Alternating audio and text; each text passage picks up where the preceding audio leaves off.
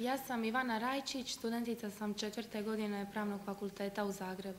Na program sam se prijavila zato što me zanima funkcioniranje Hrvatskog sabora i općenito zakonodavni procesi u Republici Hrvatskoj. Činilo mi se da je ideja sama po sebi odlična, da je vrijedan doprinos demokraciji i parlamentarizmu u našoj zemlji.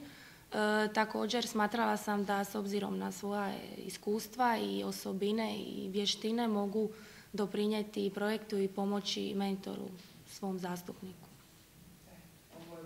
Kristina Ivandić, Fakultet političkih znanosti, studij novinarstva, 5. godina. Moj zastupnik je u dogovoru sa drugim zastupnicima iz svoje regije i stranke odlučio da osnujemo tim u kojem ćemo zajedno surađivati i raditi na projektima.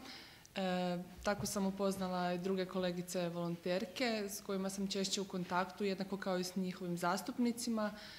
I međusobno se dogovaramo, odlazimo zajedno na odbore i dijelimo zadatke.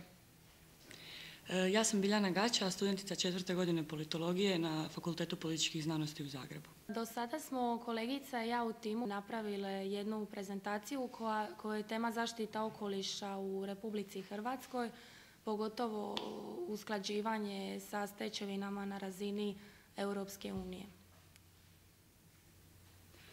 Pa ja mislim da je ovo po prvi put se dogodilo tijekom volontiranja da su se saborski zastupnici međusobno dogovorili i odlučili osnovati jedno ovako neformalan tim volonterki i mislim da je to jako dobro i za buduće generacije koje dolaze jer na taj način mi možemo na sebe preuzeti nekakve veće projekte i zadatke, međusobno se iskoordinirati i jako dobro obaviti posao koji od nas očekuju zastupnici.